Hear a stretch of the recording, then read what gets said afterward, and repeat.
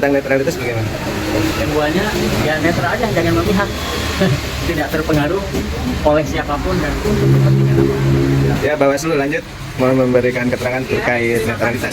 Nama saya Ulan Sarifah, anggota Bawaslu Kabupaten Ciamis, mampu di divisi P2HM Pencegahan Partisipasi Masyarakat dan Hubungan Masyarakat.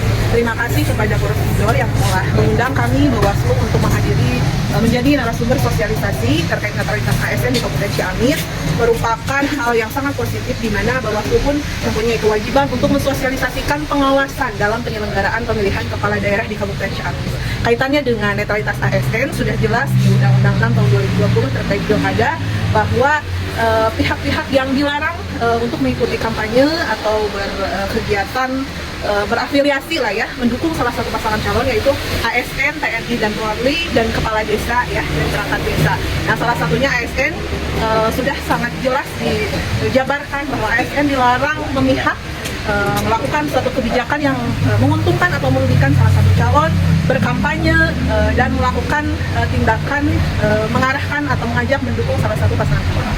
Belum tersebut tentang ketua RW dan RT bagaimana? Oh iya, ya, untuk RT RW ada di peraturan Bupati ya, kalau tidak salah keputusan Bupati terkait lembaga kemasyarakatan desa, dan itu mungkin perlu disosialisasikan lebih lagi karena itu menjadi kebijakan lokal ya, kebijakan Bupati terkait dengan larangan lembaga kemasyarakatan desa yang harus netral juga. Upaya pengawasan dari Bawaslu dari sejak awal tahapan kita sudah melakukan menyampaikan himbauan baik kepada pemerintahan daerah yang tidak boleh ada rotasi mutasi 6 bulan sebelum dan sesudah, itu sudah tersampaikan. Kemudian himbauan kepada netralitas ASN kepada BKPSDM sudah disampaikan, himbauan kepada DPMD Kabupaten Ciamis terkait netralitas kepala desa dan perangkat desa itu sudah disampaikan. Dan ke depan kami harapannya akan ada perjanjian kerjasama dengan pemerintahan daerah gitu ya, terutama dengan Dinas Kominfo dalam hal pengawasan kampanye di media sosial. Nah, itu target rencana ke depan, mudah-mudahan bisa. Bu, kalau melaporkan ada indikasi pelanggaran netralitas, bagaimana? Ya, untuk laporan sendiri itu bisa datang langsung ke kantor Bawaslu atau kami pun punya badan ad hoc ya di tingkat kecamatan, ada Panwascam, ada PKD, itu bisa langsung disampaikan dan tentunya dengan membawa persyaratan ya, terpenuhinya persyaratan formil material seperti bukti, kronologis kejadian, dan harus diperhatikan waktu pelaporan, bahwa waktu pelaporan itu 7 hari setelah diketahuinya ada dugaan pelanggaran. BKPSDM bagaimana keterangan netralitas ASN dan P3K? Ya, yang namanya ASN itu ada PNS dan P3K. Kita hanya memberikan dan mengingatkan hari ini bahwa ASN harus netral.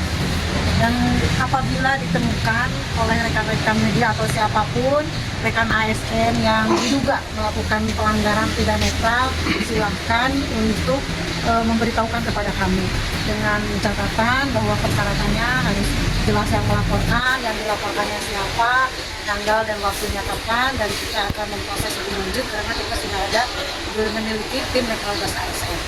Kalau misalkan ditemukan di lapangan, nah kemudian bisa saja melaporkan melalui Bawaslu ataupun melalui kita, tapi melalui kecamatan dulu. Nah, kalau misalkan datang laporan ke kita, ke BKPSDM, dari BKPSDM akan mengklarifikasi kepentingannya dulu. Jadi setiap ASN pasti punya atasan langsungnya, jadi kita konfirmasi dulu sebelum melakukan interogasi kepada yang bersangkutan.